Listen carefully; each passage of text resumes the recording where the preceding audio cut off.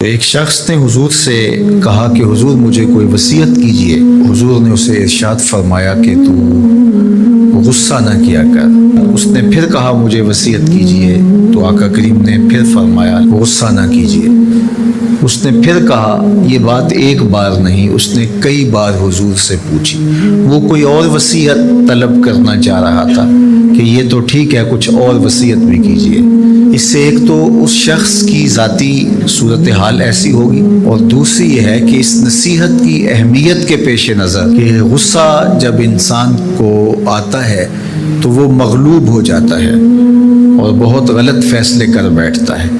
اس لیے بار بار ایک نصیحت پر تاکید کرنا اور اس کا تکرار کرنا اس امر کی طرف توجہ دلاتا ہے کہ ہمیں معاملات کے اندر بہت معتدل رہنے کی ضرورت ہوتی ہے۔ جو شخص غصے کو نافذ کرنے کی طاقت رکھتا ہے، ایک تو ہوتا ہے کہ بندہ غصے سے خود اپنے آپ کو بے چین کرے گا، لیکن اپنے غصے کو نافذ نہیں کر سکتا، غصہ نکال نہیں سکتا، خود پیچ و تاب کھائے گا۔ لیکن یہ وہ شخص ہے جو غصے کو نافذ کر سکتا تھا، اس کے پاس طاقت تھی، لیکن اس نے اس کے باوجود غصے کو ضبط کیا۔ حضور علیہ السلام نے ارشاد فرمایا، قیامت کے دن اللہ تعالیٰ لوگوں کے سامنے اسے بلائے گا، تو اللہ تعالیٰ اسے اختیار دے گا کہ جنت کی حوروں میں سے جس کے ساتھ تم نکاح کرنا چاہتے ہو، جس کے ساتھ تم رہنا چاہتے ہو، تمہیں اس کا اختیار دیا گیا ہے، اس لیے کہ تم نے اپنے غصے کو ضبط کیا، اس کو نافذ کرنے کی طاقت کے باوجود۔ اور ایک روایت حضرت سلیمان بن سرد رضی اللہ تعالی عنہ سے مروی ہے، کہتے ہیں کنت جالسا مع النبی صلی اللہ علیہ وآلہ وسلم، میں حضور علیہ السلام کی مجلس میں بیٹھا ہوا تھا۔ دو لوگ تھے، وہ آپس میں الجھ رہے تھے۔ ان میں سے ایک شخص کا چہرہ غصے سے سرخ ہو گیا، رگیں پھولی ہوئی تھی، اور ایک دوسرے کے لیے سب و شتم کا ماحول پیدا ہو گیا تھا۔ اللہ کے رسول صلی اللہ علیہ وآلہ وسلم نے ارشاد فرمایا، میں ایسا کلمہ جانتا ہوں کہ اگر یہ کلمہ پڑھ لیں تو ان کا یہ غصہ زائل ہو جائے گا، ان کی جو کیفیت ختم ہو جائے گی۔ اور وہ کیا ہے؟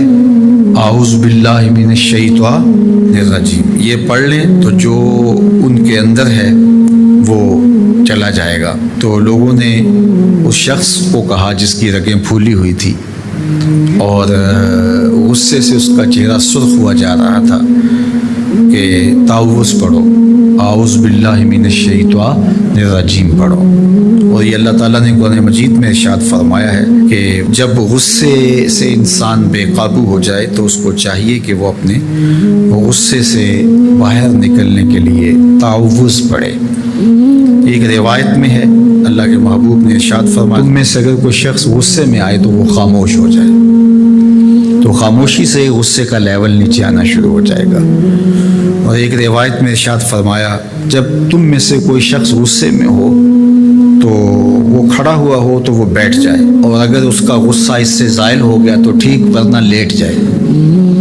یعنی اگر وہ کھڑا ہو تو بیٹھ جائے، اور اگر بیٹھنے کے باوجود بھی غصہ ختم نہیں ہونے پا رہا تو لیٹ جائے، خاموش ہو جائے، تعوذ پڑھے اور بیٹھ جائے یا پھر لیٹ جائے۔ تو یہ چار صورتیں غصے کو کم کر دیتی ہیں۔ تو غصے کو نافذ کرنے کی بجائے کوشش کرنی چاہیے کہ غصہ جو ہے وہ فروغ ہو جائے، کیونکہ غصے میں انسان ایسے امور کر لیتا ہے کہ بعد میں اس کو سخت پچھتاوا ہوتا ہے۔ اگر کسی شخص کے ساتھ قرآن مجید نہیں ہے، قرآن مجید کے 2 رکوع 4 رکوع آدھا پارہ اگر کسی زندگی میں روزانہ کی بنیاد پہ نہیں ہے تو اس کی زندگی کا نور اس سے روٹ گیا ہے۔ گر تو می خواہی مسلمان زیستن نیست ممکن جز بقرآن زیستن، اگر تو مسلمان بن کے جینا چاہتا ہے تو قرآن کے بغیر ایک لمحہ بھی نہیں جی سکتا۔ تو قرآن کو اپنی زندگی میں اس طرح داخل کر لیجئے گا کہ اٹھتے بیٹھتے چلتے پھرتے تمہارے ساتھ قرآن کی تعلیمات جڑی ہوں، کوئی دن قرآن مجید کی تلاوت سے خالی نہ ہو۔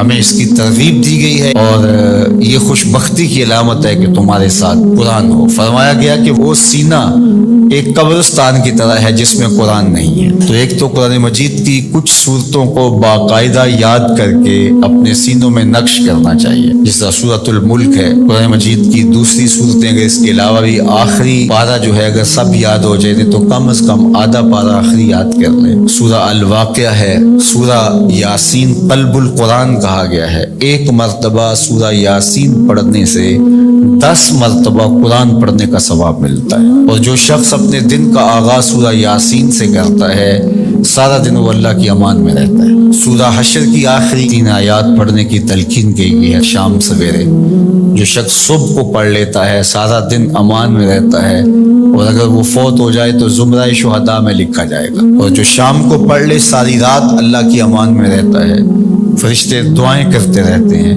اور اگر وہ فوت ہو جائے تو نام زمرہ شہداء میں لکھ دیا جاتا ہے۔ جمعہ کے دن سورہ کہف پڑھنے کی تلقین کی گئی ہے کہ ہر جمعہ المبارک کو سورہ کہف کی تلاوت کرو، تو قرآن زندگی میں شامل کیا جائے، یہ بدبختی سے بچاتا ہے، قبر میں روشنی لاتا ہے، اجالے لاتا ہے، اور سورہ کہف پڑھنے والے کی قبر میں روشنی ہوگی، یہ قبر میں روشنی لے کے جائے گی۔ خاتون ہے تو وہ اچھے شوہر کو تلاش کرے جو کل بچوں کا اچھا باپ بن سکے، اور اگر مرد ہے تو وہ اچھی خاتون تلاش کرے جو کہ اچھی ماں بننے کی صلاحیت رکھتی ہو۔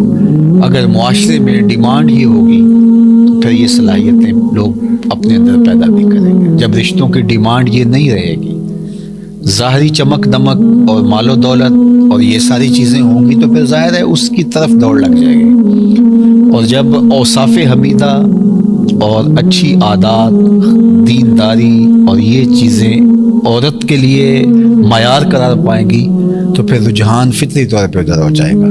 تو آج اگر ہمارے ہاں ان چیزوں کی کمی واقع ہو رہی ہے تو پھر اس کا سبب یہ ہے کہ ہمارے رجحان اور ہماری ترجیحات تبدیل ہو گئی۔ حضرت سیدنا عمر رضی اللہ تعالیٰ عنہ کا واقعہ آپ نے سنا ہوگا کہ آپ جب پہرا دے رہے تھے، راتوں کو گشت کیا کرتے تھے، تو ایک خاتون اپنی بیٹی سے کہہ رہی تھی کہ دودھ میں پانی ملاؤ تاکہ ہم زیادہ پیسے کما سکیں۔ تو اس لڑکی نے کہا کہ امیر المومنین حضرت عمر نے دودھ میں پانی ملانے سے منع کر رکھا ہے۔ تو اس خاتون نے کہا کہ عمر کون سا دیکھ رہا ہے؟ تو اس لڑکی نے کہا کہ عمر تو نہیں دیکھ رہا، عمر کا رب تو دیکھ رہا ہے۔ حضرت عمر رضی اللہ تعالیٰ عنہ بہت متاثر ہوئے اور اس دروازے پر نشان لگا دیا۔ واپس آئے، صبح ہوئی تو اپنے بیٹوں کو بلایا، اپنے بیٹے سے کہا کہ میں جو ہے وہ تمہارا ایک خاتون سے نکاح کرنا چاہتا ہوں۔ تو انہوں نے کہا کہ جس طرح آپ کی مرضی ہو۔ تو پھر آپ نے اس گھر پیغام بھیجا اور اس بیٹی کے رشتے کے لیے اس کی ماں سے کہا۔ تو حضرت عمر کے فرزند کا نکاح ہوا اس خاتون سے، ان سے ایک بیٹی پیدا ہوئی جس کا نکاح پھر عبدالعزیز سے ہوا، اور اس عبدالعزیز سے اور حضرت عمر کی پوتی سے پھر ایک بیٹا پیدا ہوا جس کا نام حضرت عمر بن عبدالعزیز۔ تو اچھی مائیں اچھی قوم دے سکتی ہیں، تو اچھی ماں کا انتخاب اس وصف پر آپ نے اپنے بیٹے کا نکاح کر دیا کہ یہ کس قدر اللہ سے خشیت اور اللہ سے خوف رکھنے والی خاتون ہے۔ حضور نے ارشاد فرمایا کہ نکاح کیا جاتا ہے 4 چیزوں کی وجہ سے، لمالہا، لجمالہا، لحسبہا۔ کسی کے مال کی وجہ سے نکاح کیا جاتا ہے، حسب و نسب کی وجہ سے نکاح کیا جاتا ہے، اسی طرح جو ہے وہ حسن کی وجہ سے نکاح کیا جاتا ہے۔ پھر فرمایا کہ جو ہے وہ دین کی وجہ سے نکاح کرنے کی پھر تلقین ارشاد فرمائی، اور دین سے مراد وہ خوبیاں ہیں جو دین ہمیں بتاتا ہے، وہ جہاں پائی جائیں فرمایا جس کا اخلاق کو، جس کا دین تمہیں پسند آ جائے اس سے اپنی بیٹی کا نکاح کر دو۔ نکاح کے انتخاب کے لیے 2 چیزیں بیان فرمائی، جس کا خلق اور جس کا دین تمہیں پسند آ جائے اس سے اپنی بیٹی کا نکاح کر دو۔ ابو الاسود الدؤلی زمانہ جاہلیت کا ایک شاعر گزرا ہے۔ ایک دن وہ اپنے بیٹوں سے کہنے لگا کہ میں تمہارے پیدا ہونے سے پہلے بھی اور تمہارے پیدا ہونے کے بعد بھی تمہارے اوپر بڑے احسانات کیے۔ تو بیٹوں نے کہا کہ ہمارے پیدا ہونے کے بعد کے احسانات تو سمجھ میں آتے ہیں، لیکن ہمارے پیدا ہونے سے پہلے آپ نے ہمارے اوپر احسان کون سا کیا ہے؟ تو ابو الاسود الدؤلی کہنے لگا اپنے بیٹوں کو، اپنی اولاد کو، کہ میں ایک شاعر ہوں اور شاعر کی طبع کے اندر جو حسن پسندی ہے تو بیوی کے انتخاب کے لیے اس کی اول ترجیح یہی ہونی چاہیے تھی، لیکن میں جب اپنی بیوی کی تلاش میں نکلا تو میں اس خیال سے تلاش کیا کہ جو میرے بچوں کی بہتر ماں بن سکے، تو میں نے اپنے جذبات کی قربانی دے کر تمہارے لیے اچھی ماں تلاش کی، اپنے لیے اچھی بیوی تلاش کرنے کی نسبت۔ تو میرا یہ وہ احسان ہے جو تمہارے پیدا ہونے سے قبل میں نے تمہارے اوپر کیا۔